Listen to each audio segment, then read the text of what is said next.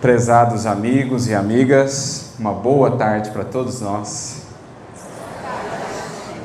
Que Jesus nos abençoe nesses momentos que aqui viveremos em conjunto, que a luz do alto esteja sobre todos nós e que principalmente ela possa encontrar a nossa alma com as portas e as janelas abertas, a fim de que, nos penetrando e adentrando o nosso mundo interior, nos ajude a nos conhecermos melhor, para que assim saibamos melhor o que nos compete fazer, em termos de transformação e renovação, para que nas mãos do Divino Mestre possamos nós ser melhores instrumentos.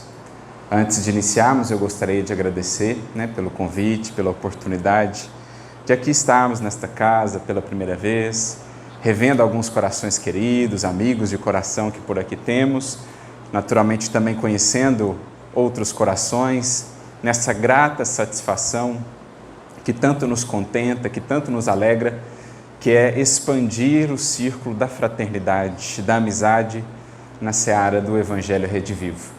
Então que Jesus abençoe a todos nós, esperamos desde já, esse é o nosso anseio, podemos retribuir todo o carinho recebido, a nós que temos estado como vocês, numa jornada de aprendizado e que aqui buscaremos compartilhar aquilo que tanto bem nos tem feito, esperando assim retribuir o carinho e esperando que possa ser útil na vida e na trajetória de cada um de vocês. E quando conversávamos a respeito do convite, da possibilidade de aqui estarmos, nos foi dito que a missão, o objetivo primordial desta casa é evangelizar os corações. Por isso, então, nos propusemos a refletir sobre isso, sobre esse que é um dos pilares da proposta do Evangelho. Quando vamos, por exemplo, no capítulo 16, versículo 15 do Evangelho de Marcos, lá veremos o registro, a fala de Jesus, convidando-nos a evangelizar todas as gentes. Ide e proclamai o Evangelho, evangelizai a todas as criaturas ou a toda a criação, estabelecendo ali para nós um norte do que seja o nosso compromisso no mundo e o nosso compromisso perante o Evangelho. Mas é preciso entendermos qual a natureza dessa tarefa. O que de fato é evangelizar? Porque temos visto ao longo dos séculos também, na própria história do cristianismo, tantas vezes, nos esquecemos fundamentalmente do que se trata disso, do que se trata isso, do que realmente, à luz do Evangelho e da vida de Jesus, o que se poderia entender por evangelizar. Então essa será a nossa proposta aqui nessa tarde, buscarmos, com auxílio do Espiritismo e naturalmente do Evangelho, tornar mais claro para nós o que seja esse mistério, o que seja esse compromisso que assumimos com Jesus, quando adentramos nas fileiras do Evangelho, o compromisso de expandir a sua divina mensagem de amor, de esperança e de luz para o mundo. E para percorrermos então essa jornada de compreensão, julgamos por bem recorrer à história, à trajetória daquele que, sem sombra de dúvidas, foi um dos maiores evangelizadores que já existiu. Um dos corações que, na seara do Evangelho, foi responsável por unir, por imantar, por aproximar inúmeros outros corações do coração de Jesus. Vamos falar da inesquecível figura do apóstolo Paulo. E entender, a partir das informações que nos são trazidas em torno da sua trajetória, que ele também foi renovando o seu conceito sobre o que seria evangelizar, sobre o que de fato seria servir a Deus no mundo ao longo da sua trajetória. Antes ele tinha uma ideia, uma imagem do que seria a sua função, do que seria a sua missão. Mas especialmente depois de Damasco e da longa jornada que passa a empreender depois daí, principalmente interior, nós vamos percebendo que ele vai mudando a sua compreensão a respeito do que seja evangelizar, do que seja bem cumprir um ministério de Deus no mundo. Antes, como nós vemos no livro Paulo e Estevão, nós vamos ver ali, nós vamos identificar naquele diálogo que ele tem com um amigo, logo quando é apresentado na obra, qual que era a visão que ele mantinha a respeito disso. Dialogando com este amigo a respeito do que ele vinha desenvolvendo junto ao Sinédrio, dos seus anseios de galgar novos degraus para ampliar a influência, ele fala em determinado momento sobre aquele objetivo de expandir a mensagem, inclusive junto aos outros povos, aos chamados gentios, então, aos romanos, por exemplo, aos gregos. Ele volta-se para esse amigo e diz: nós temos que trabalhar para dobrar os joelhos de gregos e de romanos à lei de Moisés. Então a sua ênfase era essa. Precisamos marcá-los com o sinal de Moisés. Precisamos fazer com que também eles se curvem perante essas ideias, essa conceituação de vida.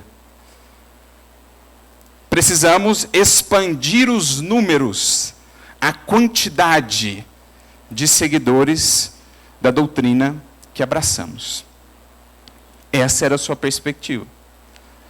Mas, muitos anos depois, na sua primeira carta à comunidade de Corinto, comunidade tão cara, tão querida ao seu coração, no capítulo 1, versículo 17 da primeira epístola aos Coríntios, Paulo diria assim: porque Cristo me enviou, não para batizar, mas para evangelizar. Não em sabedoria de palavras, para que a cruz do Cristo não se faça vã. Esta frase, gente, na sua singeleza, contém todo o programa que ele buscou desenvolver quando amadureceu a sua ideia e a sua compreensão em torno da tarefa junto ao Evangelho. E é a partir dela que nós vamos iniciar aqui a nossa jornada de compreensão, buscando entender o que ele está nos apresentando aqui.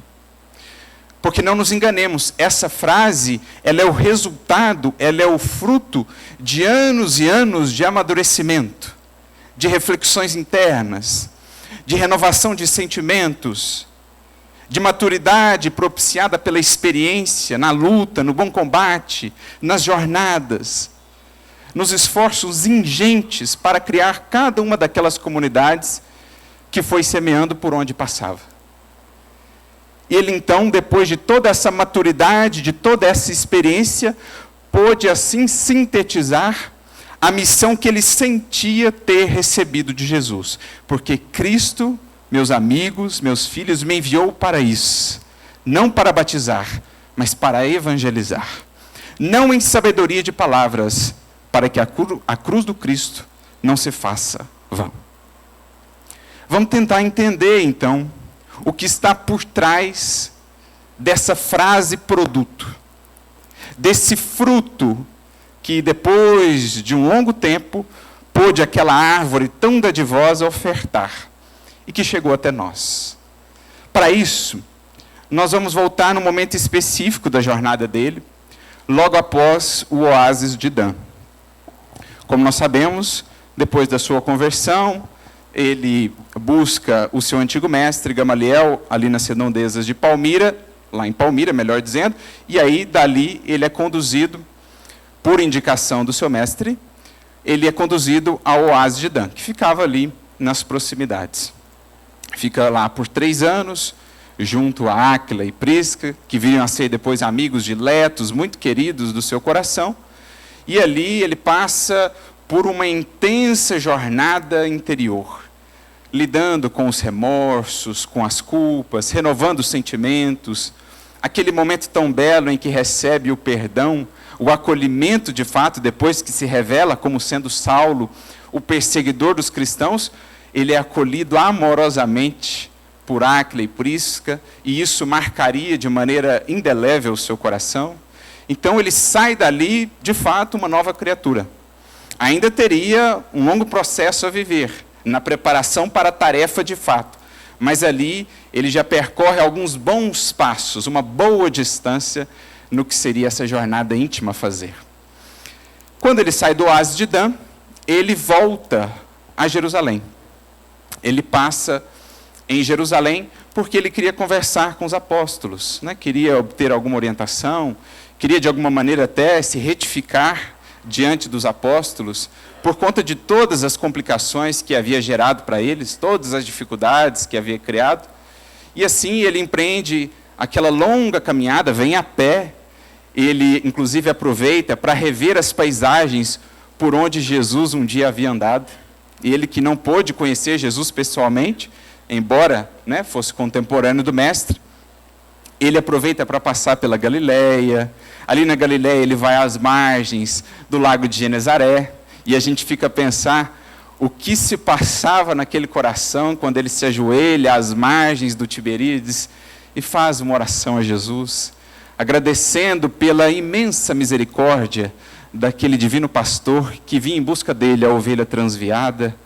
Ali ele conversa com pessoas de Cafarnaum, de Dalmanuta, de Magdala, que haviam ouvido as pregações de Jesus, que haviam convivido com ele. Enfim, ele foi nutrindo realmente o seu coração. Encontra Madalena, que estava naquela região, e assim ele vem seguindo, vem fazendo a trajetória até chegar a Jerusalém. Quando chega em Jerusalém, nós conhecemos aí, quem já teve a oportunidade de ler o livro Paulo Estevão, quem ainda não leu, fica aqui mais do que um convite, quase como uma convocação, porque na nossa experiência cristã, na nossa experiência profunda com o Evangelho, não há como simplesmente abrir mão de uma obra como essa. A priori, há uma certa resistência em acolhê-lo na casa do caminho. Alguns dos apóstolos estavam mais reticentes, afinal de contas, será que ele mudou mesmo ou não?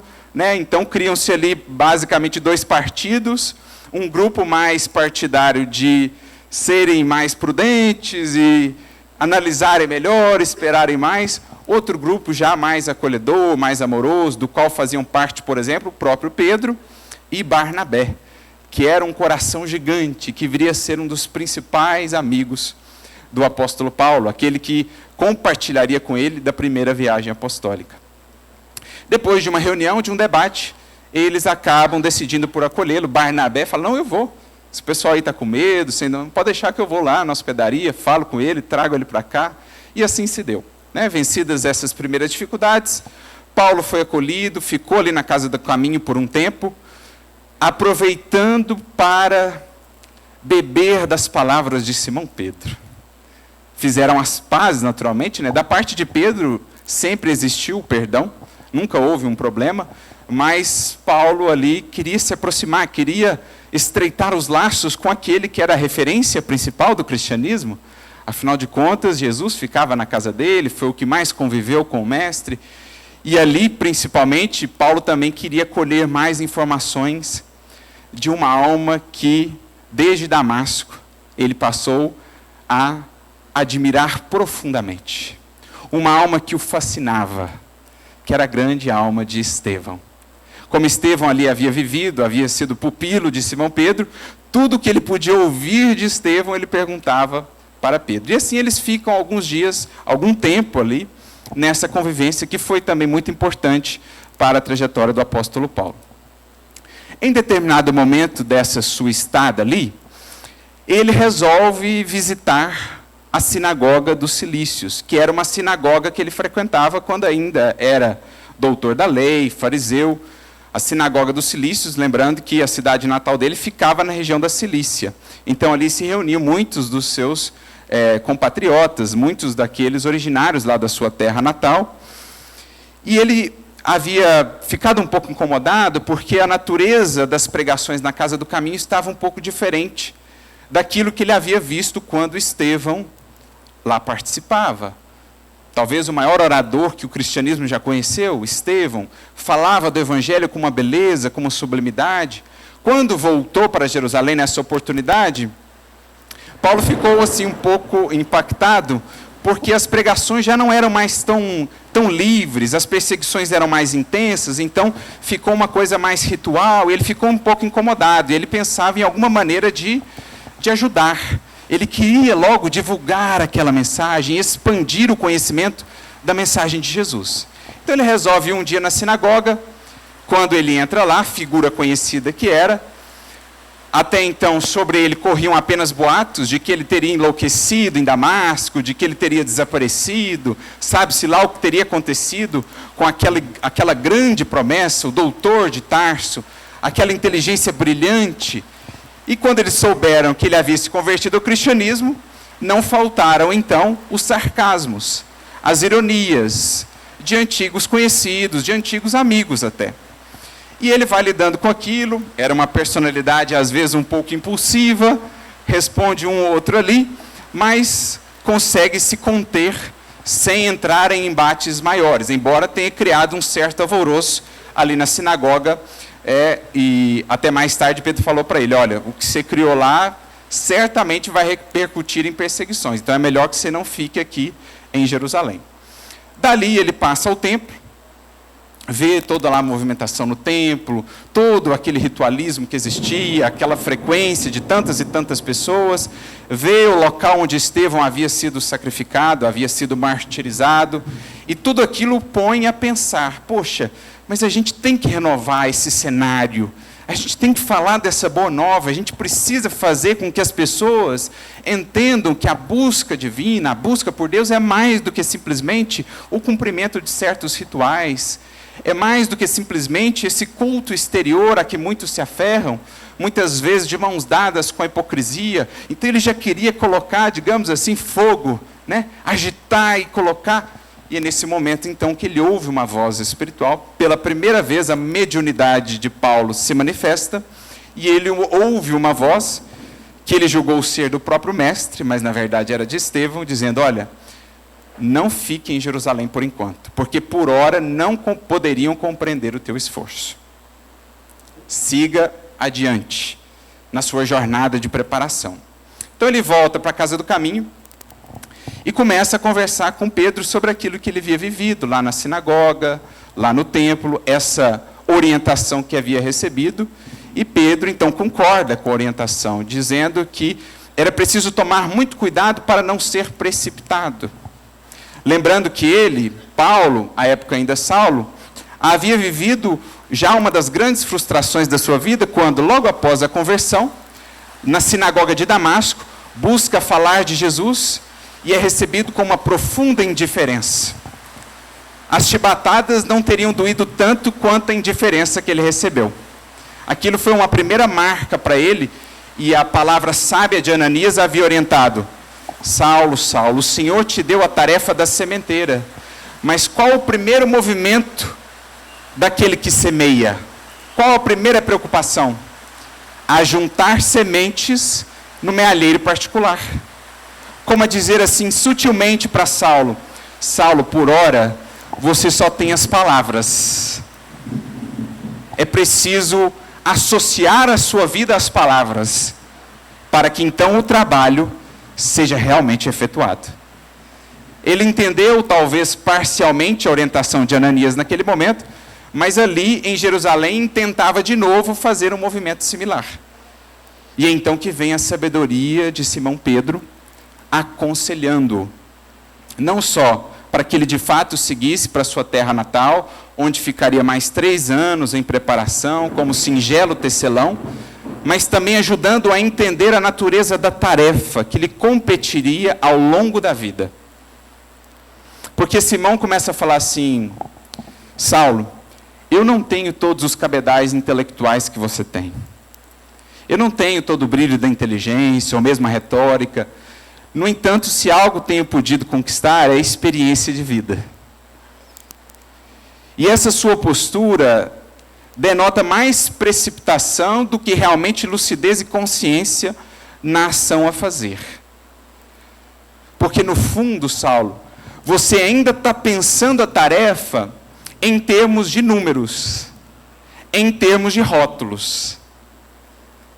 Por enquanto, você ainda está entendendo que as vitórias na seara do Evangelho serão como que as vitórias do mundo, dos conquistadores, que por onde iam passando e iam conquistando outros povos, outras cidades, submetendo-os ao seu jugo. Só que no plano do Espírito, na proposta do Evangelho, não é nesses termos que nós vamos trabalhar. O nosso empenho não é simplesmente colar um rótulo e dizer, temos mais aqui mais um cristão. Conseguir mais um para a causa. Não é esse o tipo de vitória que almejamos. Não é esse o tipo de objetivo que desejamos. Não é uma questão de números. Não é uma questão de rotulação exterior. É uma questão de transformação de vidas. Porque não faltaram, Saulo, aqueles que, na seara do mestre, se propuseram a essas vitórias mais rápidas. E de maneira invigilante acabaram comprometendo a si mesmos, bem como a própria causa. E aí Pedro lembra o caso de Judas, que amava profundamente a Jesus. Como vemos, nós temos na doutrina espírita uma bonita entrevista de irmão X, Humberto de Campos, com o espírito de Judas no mundo espiritual. Nós temos algumas outras informações no próprio livro Boa Nova, que nos ajudam a entender melhor quem foi Judas. Qual foi a natureza e o processo da sua queda. Ele era um coração que amava, não há dúvidas quanto a isso, amava profundamente a Jesus. Só que ele ainda estava muito pautado pelos processos do mundo. Pedro, inclusive, lembra, ele era comerciante, acostumado com essas trocas, queria alguma coisa, dava o recurso, logo tinha aquilo que desejava. Então ele estava muito voltado para uma visão mais imediatista, mais rasteira, mais material da vida e das circunstâncias. E ele intentou transportar isso para o plano do Evangelho. E aí, querendo apressar a vitória de Jesus junto aos corações, ele deu margem à invigilância, e pela invigilância criou a tragédia da cruz. Então Saulo vai ouvindo essas orientações, esses alertas de Simão Pedro, para que ele não incorresse no mesmo caminho de acreditar que, na proposta de evangelizar os corações, nós estamos tratando apenas de números, de rótulos, de transmissão de conhecimento ou mudança de perspectivas de raciocínio apenas. Nós estamos tratando de transformação de vidas. Não dá para pensar, portanto, um programa como esse nos termos do imediatismo terrestre. Não dá para agir dentro dessa linha de raciocínio pela qual Judas, infelizmente, se conduziu, de acreditar em triunfos fáceis ou vitórias muito rápidas, muito imediatas. Era preciso pensar agora num trabalho que fosse um trabalho mais embasado, mais profundo, tanto em si mesmo, para que assim se manifestasse lá fora, junto às outras vidas. Por isso, Pedro, em determinado momento desse diálogo, volta-se para Saulo e diz assim: Deus é a providência de todos, ninguém está esquecido. Então esse é um primeiro ponto para a gente nunca se esquecer. Não somos nós os salvadores dos outros.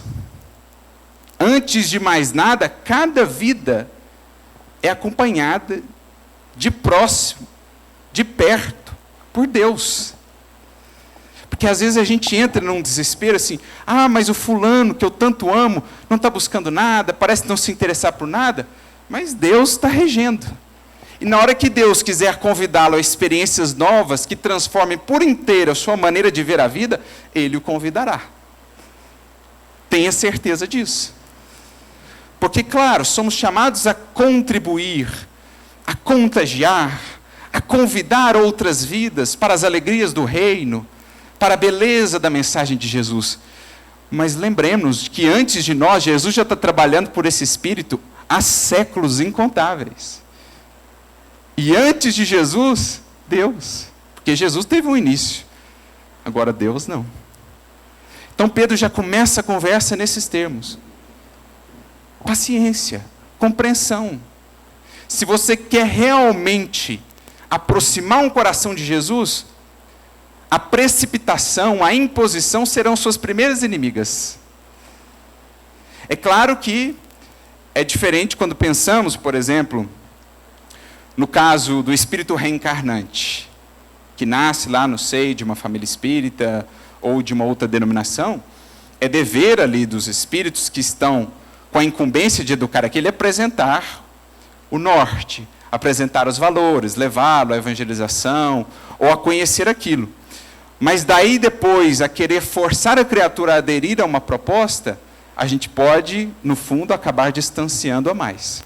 Ainda mais se esse esforço se der só no âmbito das palavras, que nem sempre encontrarão profunda ressonância no coração daquele que fala. Então Pedro já traz essa primeira consideração e continua dizendo assim: mas vamos supor, Saulo, que você, nesse empreendimento que está querendo realizar, de agitar o cenário religioso de Jerusalém, vamos supor que você fosse mais bem sucedido que Judas, e que você conseguisse trazer todo mundo para cá, para a casa do caminho, para as fileiras cristãs. O que você faria com esse pessoal depois? Todo mundo agora atende pelo nome de cristão. Todo mundo tem o rótulo de cristão. São cristãos de fato já? Estão verdadeiramente tocados no coração para os trabalhos que lhes competem de renovação? Ou apenas mudaram o conjunto de ideias, que é uma parte do processo, mas está longe de ser ainda a culminância do processo? Por isso Pedro pergunta assim para ele: concedamos que puderes atrair para o mestre toda a cidade. E depois? Deverias e poderias responder por todos os que aderissem ao teu esforço? A verdade é que poderias atrair, nunca, porém, converter. Porque converter uma alma ao Cristo não é processo que se faz simplesmente pela transmissão de conhecimentos. Não é processo que se faz simplesmente por meio das palavras e dos argumentos do mundo. É processo, no fundo, de contágio, de despertamento, de uma atração de tal modo impactante de uma vida convertida, que então cria um chamamento quase que irresistível para que outra vida passe a buscar aquela proposta também. Mas é preciso entender mais a fundo o que seja a natureza de evangelizar. É isso que Pedro está dizendo para ele. E continua mais adiante, ó. Se Jesus, que tudo pode neste mundo sob a égide do Pai, espera com paciência a conversão do mundo, por que não poderemos esperar de nossa parte? Então, calma, Saulo. Evangelizar é processo que envolve tempo. Tempo para nos evangelizarmos, aprofundando as raízes da árvore do Evangelho em nós, para que então temos suficientes recursos, seiva, nutrição, para que os frutos de nossa vida possam cumprir o ministério da sementeira. Possam levar até outras vidas, de fato, as sementes de que se servirão para iniciarem o seu próprio cultivo. Voltando àquela orientação que Ananias também lhe havia dado: o Senhor te deu o ministério do semeador. Mas qual o primeiro papel do semeador? Produzir sementes. E ninguém produzirá sementes sem ter frutificado. E nenhuma árvore frutifica do dia para a noite. Então, nesse diálogo singelo, simples, Pedro trouxe, no fundo, muitas e muitas orientações em torno do que seja evangelizar, de que Paulo se serviria depois no desempenho da sua tarefa. E que culminariam esses entendimentos, essas compreensões, na frase que nós trouxemos: Deus, ou Jesus, me enviou não para batizar, mas para evangelizar. Porque o batismo, naquele contexto, era um rito que se fazia indicando que alguém havia se tornado cristão. Mas o rito não indicava que, de fato, aquele coração havia se entregado a Jesus. Então Paulo diz: olha, eu não estou tão preocupado com o rito. Eu não estou tão preocupado se o indivíduo se coloca como cristão ou não no nome ou no rótulo. Eu estou preocupado agora em ver vidas transformadas pelo Evangelho de Jesus. E para isso eu sei que o tempo é parte fundamental do processo. Não é mais uma questão de números, é uma questão de qualidade, de profundidade na experiência com o Evangelho. E eu só vou conseguir atrair outros corações para essa profundidade se eu já estiver demonstrando ela em mim. Por isso ele acrescenta na frase, não em sabedoria de palavras, para que a cruz do Cristo não se faça vã. O que Paulo está dizendo aqui, gente? Lembremos que ele conhece a comunidade de Corinto logo após passar por Atenas. Um dos grandes sonhos da sua vida, levar a mensagem àquela cidade conhecida pela sua ilustração, né, pelo brilho da inteligência, a cidade dos filósofos. O sonho dele era levar o Cristo até lá. E lá ele chega, apresenta a proposta. Enquanto falou de aspectos mais teóricos ou filosóficos, eles o ouviam. A partir do momento em que ele começou a entrar no aspecto da cruz, isto é, sacrifício, renúncia, serviço a toda prova, sem exigência, sem cobrança, na hora que ele começou a falar dessa dimensão, logo voltaram as costas a ele. Porque estavam muito presos ainda, aqueles corações, ao reino da filosofia, da teoria, do brilho do intelecto, mas pouco afeitos ainda ao plano do sentimento, ao coração de fato. E aí ele vive uma das maiores decepções da sua trajetória espiritual. Não ter conseguido fundar um grupo sequer de estudos do Evangelho em Atenas. Porque aqueles corações ainda não estavam preparados, dispostos à verdadeira convocação, ao verdadeiro chamado do Evangelho de Jesus, que passa por uma renovação visceral do nosso modo de ser, começando pelo sentimento. Então, talvez até por isso, na primeira carta que escreve àquela comunidade de Corinto, lembrando que ele havia vivido logo antes de chegar em Corinto, ele diz, eu entendi que para evangelizar de fato não basta a beleza dos argumentos, a retórica inspirada, as palavras mais sublimes. Se a gente não vibrar o Cristo, nós não chegaremos a vencer as muralhas e as barreiras que cercam ainda muitos corações, enfurnados que estão no materialismo, na indiferença, nas cavernas do egoísmo. Para arrancar essas almas dessa condição, as palavras não bastarão. Por isso ele diz, não em sabedoria de palavras, para que a cruz do Cristo não se faça vã. Porque qual foi o grande legado de Jesus? As parábolas, muito belas, inspiradoras. As lições que nos deixou, fundamentais, essenciais. Mas o que realmente nos toca em Jesus? Quando nós nos lembramos do seu exemplo de um amor a toda prova.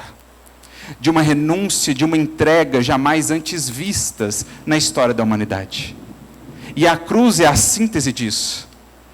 Aquele que só o bem fez, que nada tinha a resgatar, que veio até nós por pura misericórdia e amor, recebeu em retorno uma cruz, e ainda assim não nos deixou de amar. É isso que gravou a mensagem do Evangelho nos séculos. Não foi a beleza das parábolas, não foi o encantamento e o fascínio que o Evangelho vai despertando em nós à medida que vamos penetrando mais fundo na sua compreensão. O que gravou a mensagem de Jesus de maneira inapagável na história da humanidade foi o conjunto de exemplos que estão ali sintetizados e sublimados na cruz. Como diz Paulo, na glória oculta da crucificação. Porque é isso que tem arrancado os corações endurecidos dessa condição ao longo dos séculos. Sentirem-se assim alcançados, envolvidos por tamanha expressão de amor. Então, para a gente não desprezar esse que é o principal legado de Jesus, que foi a principal frente de atuação dele, o amor que não exige, o amor que sempre se dá, não dá para a gente trabalhar evangelho, evangelização, só pensando em termos de conhecimento, ilustração intelectual. Se não houver em nós um traço que seja daquele amor que vibrou na cruz, estaremos longe de evangelizar ainda. Se não houver em nós a disposição que no Cristo houve de carregar a nossa cruz com fidelidade, com esperança, com alegria e com perdão, estaremos longe ainda de realmente evangelizar. estaremos recorrendo aos recursos do intelecto, que terão o seu valor, a sua razão de ser, mas que são bem pobres diante dos poderes e das possibilidades do amor. Eu me lembro daquele caso que está registrado no livro Obreiros da Vida Eterna, melhor dizendo, no livro No Mundo Maior, capítulo 3 em diante, quando nós temos aquelas considerações em torno da casa mental que Calderaro vai apresentar, né? Ele e André Luiz estão acompanhando um caso gravíssimo de obsessão. E é interessante que eles chegam ali, vem o obsessor, né, desencarnado, o obsidiado ainda encarnado, mas bastante enfermo, em decorrência daquele processo obsessivo. E aí ele sai do corpo, o encarnado, e eles, no mundo espiritual, o obsessor e o obsidiado, começam ali a discutir, porque era um processo de ressentimento, né, de vingança, que vinha de um ocorrido lá atrás. E aí o André fica assim, meio sem saber o que fazer, aguardando que o benfeitor fizesse alguma coisa, mas o benfeitor só acompanha a cena. E ele, mas não vai fazer nada, a gente não vai intervir aqui. E aí o Calderaro fala assim, André, a gente veio até onde pôde, porque o conhecimento só chega até aqui. Daqui por diante a gente precisa de alguém que ame esses dois como filhos da alma. E isso a gente ainda não consegue fazer. O benfeitor Calderaro falou isso. O conhecimento, André, chega até aqui. Daqui para frente, só o amor para tirar alguma coisa. Só o amor para mudar um pouco do cenário. E aí desce de esferas sublimadas o espírito de Cipriana. Ela chega com uma irradiação da sua luz interna, por uma prece que ela faz, os dois já caem de joelhos, em lágrimas. Um ainda mais rebelde, o outro já falou, não, eu arrependo de tudo que fiz, eu quero mudar minha vida, renovar. Acharam até que era Nossa Senhora, tal o brilho com que ela se apresentava. Esse é o poder do amor. E é isso que Paulo está falando, para que a cruz do Cristo não se faça vã. Se a gente quer realmente entender evangelização, transformação de vidas à luz do Evangelho, precisamos sim estudar, aprender para conhecer a mensagem, mas que ela vibre, que ela esteja imbuída, preenchida da luz, do amor que com Jesus pudemos acender. Diálogo similar sobre esse tema nós veremos registrado no livro Boa Nova, capítulo de número 7, quando nós temos ali o caso de Tadeu, outro dos apóstolos, né? Que ficava muito impressionado com aqueles espíritos obsessores e como Jesus tinha autoridade sobre eles, porque os discípulos nem sempre conseguiam afastá-los, mas Jesus, a sua palavra parecia ter sempre o condão mágico, entre aspas, de afastar aqueles espíritos. E um dia Tadeu pensou ter tido uma grande ideia, falou assim, mestre, já que o senhor tem esse poder, essa ascendência assim tão grande sobre eles, por que a gente não faz o seguinte, você convoca todos para um recinto e aí você faz uma doutrinação geral, converte todo mundo ao reino, traz todo mundo para o nosso lado. E aí Jesus começa a levá-lo à reflexão. Tadeu, qual o principal objetivo da sua vida? Ah, Senhor, edificar o reino de Deus em meu coração. Bom, se esse é o seu principal objetivo, por que o espera antes no outro do que em você mesmo? Você está esperando o reino no outro, mas você está conseguindo ofertar ao outro o reino? O reino de Deus já está no seu coração, Tadeu? E aí mais adiante Jesus prossegue assim, só a luz divina do amor, ou do amor divino, é capaz de converter uma alma à verdade. Por acaso já viste alguns dos contendores da terra se convencerem tão somente pelas palavras do mundo? Os discursos filosóficos, Tadeu, não são toda a obra, não são o principal da nossa tarefa. Muitas vezes podem ser um recurso fácil da indiferença ou uma túnica brilhante que a gente veste acobertando as nossas necessidades penosas. Mas a edificação do reino é a edificação divina da luz. E a luz, Tadeu, ilumina, dispensando os longos discursos. A luz, Tadeu, ilumina, dispensando os longos discursos. É isso o que fundamentalmente foi se alterando na visão de Paulo com o passar do tempo. E que o tornou assim um evangelizador tão profícuo, tão frutífero? Será que a gente pode contar, mensurar quantas almas, quantos corações do Cristo se aproximaram por conta dele? Quando Emmanuel foi escrever o livro Paulo Estevão, isso está relatado numa mensagem que ele trouxe lá no culto da família Joviano, na Fazenda Modelo, quando ele propôs-se a escrever essa obra no mundo espiritual, como que a ideia se difundiu, e ele então foi buscado por muitos e muitos corações que naquele tempo haviam convivido com o apóstolo e que queriam agora deixar os seus testemunhos de como ele os havia aproximado de Jesus, da mensagem do Evangelho. Emmanuel chega a dizer, se eu fosse colocar tudo ali que me pedem, todos os testemunhos que querem compartilhar, o livro jamais chegaria a terminar. Porque são vidas e mais vidas, milhares e milhares de corações, que só puderam chegar a conhecer de fato, melhor dizendo, sentir o Cristo, a partir daquela vida que o vibrava, que o sentia, na beleza e na eloquência dos discursos, mas que pela simples presença irradiava Jesus, embalava os corações na vibração de Jesus. Isso era evangelizar para Saulo, para Paulo.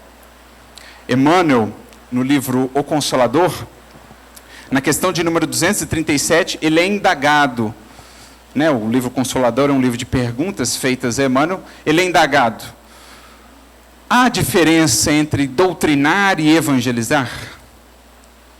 E ele então responde, há bastante diferença entre ambas as tarefas.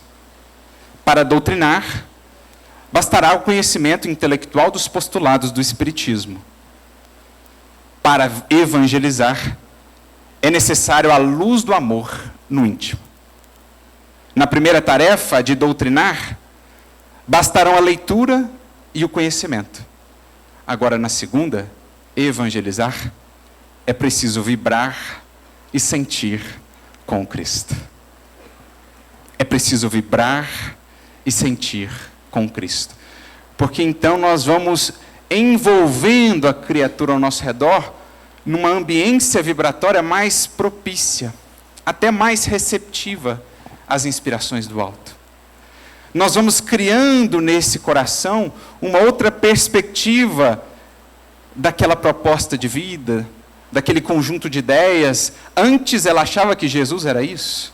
Agora, por essa vida que demonstra um Jesus tão diferente, que demonstra a fé, a confiança, a resiliência ante a luta, ante as dores, ante o sarcasmo, ante a perseguição mesmo. Que vida é essa? Que força é essa que vibra nesse coração? E assim a gente vai criando uma ambiência propícia para, de fato, a transformação da criatura. Aliás, era esse o conceito que o próprio Kardec viria a desenvolver antes mesmo de atuar na codificação, na condição ainda de Hippolyte Léon Denisard Rivail, quando lança uma das suas primeiras obras, aos 24 anos de idade, falando sobre educação na França. Lá ele já trazia conceitos sobre educação moral, que muito nos impressiona porque parecem idênticos aos conceitos que depois ele traria no Espiritismo. E uma coisa que me chamou a atenção quando li essa obra é que ele falava muito disso, das impressões que a gente cria no espírito ao nosso lado, ainda que sem palavras. Ele fala muito da educação moral da infância, e ele fala que a educação moral da infância se dá muito por essas impressões. Ele não conhecia ainda de fluidos, de vibrações, mas ele fala, educar moralmente é criar uma atmosfera, né? Um campo psíquico em que aquele coração se sinta mais sensibilizado, se sinta mais aberto a novas ideias, a novos sentimentos, pelos próprios sentimentos que faceia, que encontra ali naquela vida. Então disso ele já falava lá atrás, e o Espiritismo só veio a consolidar esses conceitos que estão muito bem delineados aqui para nós pelo Emmanuel. Para evangelizar de fato, educar uma alma, despertando-a para a sua grandeza, para os seus imensos potenciais, para a sua destinação, é preciso primeiro vibrar e sentir com Cristo. Por isso falamos, no âmbito de evangelização, até de evangelização de bebês. De evangelização até no ventre. Porque não estamos a falar só de raciocínio, gente. É preciso entendamos isso. Falar do amor de Jesus, do perdão, da misericórdia, sem que aquilo já vibre ainda que parcialmente em nós, não conseguiremos assim alcançar o nosso intento. Claro que estamos longe ainda de vibrar, de fazer vibrar esses sentimentos, como no coração de Jesus eles já vibravam, mas que exista ao menos coerência, que exista esforço, que exista empenho, e então a ambiência se fará. O que mais marca uma criança, o que mais a abre para a renovação, na presente encarnação, especialmente nesse período tão receptivo que é o da infância, não serão tanto as palavras, mas a vibração mesmo que o pai ou a mãe a envolvem, com que o pai e a mãe a envolvem. E isso começa desde o ventre.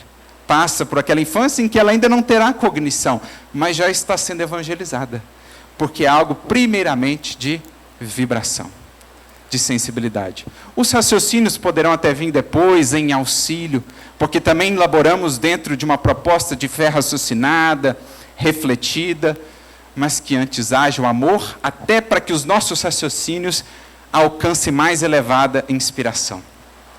Para que sejam menos um produto só de nós mesmos e mais uma mistura, uma conjunção daquilo que já podemos ofertar com o auxílio do alto, que encontra uma ambiência adequada em nós. Então, a partir disso, dessa própria trajetória de Paulo por entender o seu ministério, nós vamos trazendo algumas reflexões para a compreensão hoje da tarefa que nos cabe de evangelizar. Lembrando que evangelizar não se reduz, não se limita apenas à atividade de evangelização, que na casa espírita terá um valor imenso, imprescindível. Evangelizar, gente, é um processo, é algo que se dá de espírito para espírito. Onde exista mais de um espírito, portanto, ali se pode evangelizar.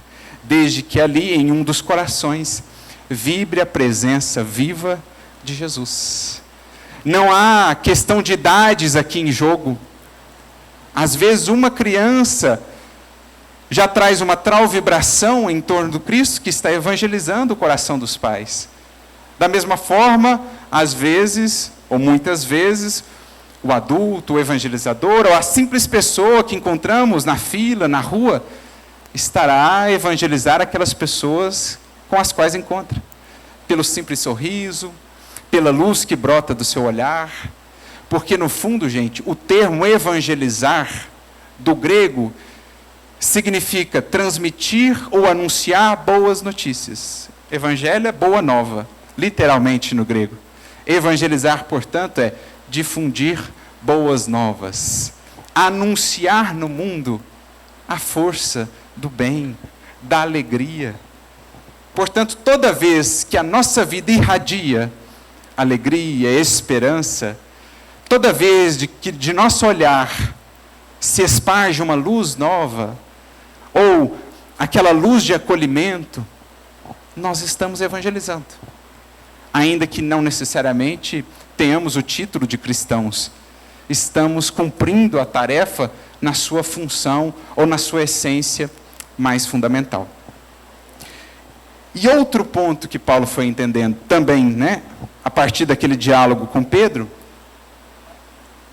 é que o evangelizar demandará, por isso mesmo, tempo. Pela natureza profunda do processo, há que se contar com o tempo. Lembremos da indagação que Pedro fez a ele. Se Jesus, que sob o amparo de Deus é o que mais pode na terra, tem esperado por séculos pela nossa conversão, porque seremos nós a trabalhar dentro desses parâmetros de pressa, de precipitação, de imediatismo. Falar de evangelização, gente, é falar de um programa de séculos. É falar de uma jornada de muitas e muitas encarnações. E tanto quanto possível, deveremos trabalhar nessa, para que avancemos um bom trecho em nossa própria jornada de evangelização, para que assim, pelo movimento criado, atraiamos outros junto de nós. Levemos outros para essa caravana que segue os passos de Jesus. Por isso, o Espírito Bezerra de Menezes, no livro Temas da Vida, capítulo de número 14, quando está falando do trabalho de evangelização no lar, por exemplo, o Evangelho no lar, ele diz assim: o trabalho de evangelização é gradativo, paciente e perseverante. Uma gota de revelação do Evangelho inserida numa alma já é recurso suficiente para que ela entre num processo de transformação gradual, de maneira às vezes até imperceptível, considerando o passar do tempo aqui na Terra, mas que vai resultando paulatinamente em efeitos no seu modo de entender a vida, no seu modo de se portar. Não deixemos, portanto, de entregar todos os dias às vidas que nos circundam uma gota que seja do Evangelho. Como já disse um espírito amigo, não permitas que nenhuma vida passe por ti, saia do seu convívio naquele dia, naquele momento, sem que leve consigo algo de Jesus. Uma gota que seja do seu Evangelho, ainda que não em palavras, que seja um sorriso de esperança, que seja um olhar que acolhe pelo simples olhar, que seja um abraço amigo, que seja um ombro, um ouvido que escuta, que seja um conselho, um livro. Não deixemos ninguém passar por nós sem sair com uma gota a mais de Jesus, porque aí o trabalho de evangelização está sendo feito, com o auxílio do tempo, porque na vida e na criação, no fundo, o tempo só respeita o que ajuda a construir. Saibamos criar a ambiência propícia para a evangelização dos corações, vibrando com o Mestre, na luz do amor, porque então o coração se sensibiliza. Diria mesmo Emmanuel, a gentileza e a bondade é uma chave que abre as portas mais cerradas. Onde existir esse clima de acolhimento, o coração mais cético, ou mais refratário, às vezes se fará mais aberto. Assim foi na trajetória do cristianismo. Quantos e quantos algozes, que pareciam almas intransponíveis ao bem e ao amor, não acabaram por ceder a essa força, a maior de todas elas, porque o amor encontra sempre uma brecha, onde há um cantinho, onde há uma fresta, a luz do amor penetra e renova uma vida, e transforma um destino. Evangelizar é isso, de espírito a espírito, não importa a idade. Lançando gota a gota, semente a semente, não importa o tempo que será preciso, porque Jesus nos tem aguardado por séculos. Aprendamos a esperar também por aqueles corações que amamos e que às vezes ainda não terão despertado para essa busca. Mas sigamos, gota a gota, semente a semente, confiando no trabalho do tempo. E, acima de tudo, entendamos que evangelizar não é sobre números, ou não é simplesmente pregar uma etiqueta no meu filho, na pessoa que amo, no conhecido, dizendo, esse agora é um espírita, esse agora é um cristão. É viver aquilo que temos aprendido ao lado dele, para que ele então perceba e desperte. Puxa vida, que vida bela, que vida encantadora, que vida que vale a pena viver. A força e a alegria mesmo na dor, a confiança e esperança mesmo quando o horizonte é mais sombrio. Essa vida é uma vida que quero conhecer. O que está por trás desse amor? Que força é essa que move a esse coração? Por isso, mais uma vez lembrando Emmanuel, comentando o versículo que trouxemos ao início. Porque o Cristo me enviou não para batizar, não para ampliar as fileiras, não é uma causa de número, mas para evangelizar. Não em sabedoria de palavras apenas, para que a cruz do Cristo não se faça vã. Ao comentar esse versículo, no capítulo 138 do livro Pão Nosso, Emmanuel nos dirá que quando encarnados, muitas vezes temos assim um prurido, temos um anseio muito grande de converter os outros ao nosso modo de crer ou de pensar. E para isso nós somos muito hábeis em construir raciocínios e mais raciocínios, argumentos e mais argumentos para esmagar o ponto de vista do outro, trazendo-o ao nosso modo de ver a vida. Consultamos livros e mais livros, não necessariamente para nos tornarmos melhores, não necessariamente para nos iluminarmos, mas para termos mais munição, mais argumentos para dobrar o outro ao nosso modo de ser. Quantas vezes a gente não se pega assim? estudando com essa finalidade, não de nos tornarmos melhores, mas de buscar mais argumentos para convencer e mudar o outro. Mas, Emmanuel acrescenta, essa postura tem até alguns aspectos louváveis, porque é um anseio de difundir a mensagem, de entendê-la melhor, tem até um certo aspecto louvável. No entanto, quando o discípulo, quando a criatura busca sinceramente o Cristo, sente-se visceralmente renovada na sua conduta íntima, no seu modo de ser mais interior. E aí Emmanuel então conclui essa reflexão dizendo, quando Jesus penetra o coração de um homem, converte-o em testemunho vivo do bem, e manda-o a evangelizar os seus irmãos pela própria vida. E quando um homem alcança Jesus, não se detém pura e simplesmente na estação das palavras sublimes e brilhantes, mas vive de acordo com o Mestre, exemplificando o trabalho e o amor que iluminam a vida, a fim de que a glória da cruz não se faça vã. Olha que síntese maravilhosa. Quando Jesus penetra um coração de alguém, de fato, e todo o nosso esforço, gente, no mundo de amor, no que diz respeito a evangelizar, é apresentar essa força que derruba todas as barreiras, é irradiar essa luz que penetra cada fresta, é pingar essa gotinha de água que de tanto pingar um dia vence a pedra. Todo o nosso esforço é isso, abrir uma brecha, porque depois Jesus faz o resto. Quando ele penetra o coração de um homem, converte-o em testemunho vivo do bem e manda-o a evangelizar as criaturas, os seus irmãos, com a própria vida. E quando alguém alcança de fato a Jesus, esse alguém não mais se deterá só nas palavras e argumentações, mas fará da sua vida agora um livro aberto, um livro vivo, onde poderá ser lida a mensagem de Jesus. Foi o que um dia Estevão fez àquele coração endurecido. Ele só precisava abrir uma brecha, porque ele sabia que depois Jesus faria o resto. Aquele que perseguia os números, que queria fazer mais fiéis e mais seguidores de Moisés, pensando apenas nos números, Estevão havia compreendido que ali havia um grandioso coração, que só precisava reajustar os conceitos e entender que a causa de Jesus é uma causa que não se mede pelos padrões do mundo, mas uma causa que visa, que está baseada na contabilidade do céu. Porque para o mundo, buscam-se 1.000, 10.000 seguidores ou corações novos. Para Jesus basta um, verdadeiramente entregue, que fará o trabalho às vezes de 10.000, que estarão mais ou menos comprometidos com a causa. Vide o próprio apóstolo Paulo. Então Estevão falou, preciso abrir uma brecha, e assim o fez. Sendo morto, apedrejado, amando dele, diante do algoz, reconhecendo nele agora o noivo prometido à própria irmã, volta-se a ele e diz, como Jesus um dia na cruz,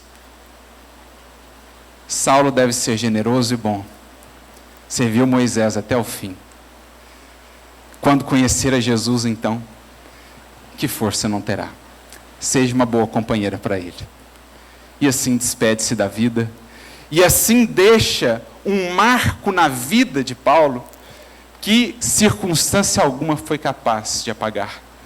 Porque ali Estevão não foi para a arena que Saulo tanto conhecia, a arena dos debates intelectuais, para a qual tantas vezes ele intentou trazer Estevão. Ali Estevão falou outra língua, que até então Saulo desconhecia. A mais universal. Aqui.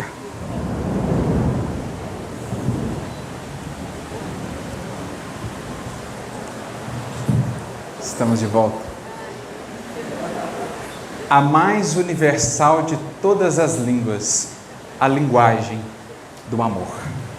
Que Jesus a todos nos ampare nesse ministério que não compete somente aos evangelizadores da casa.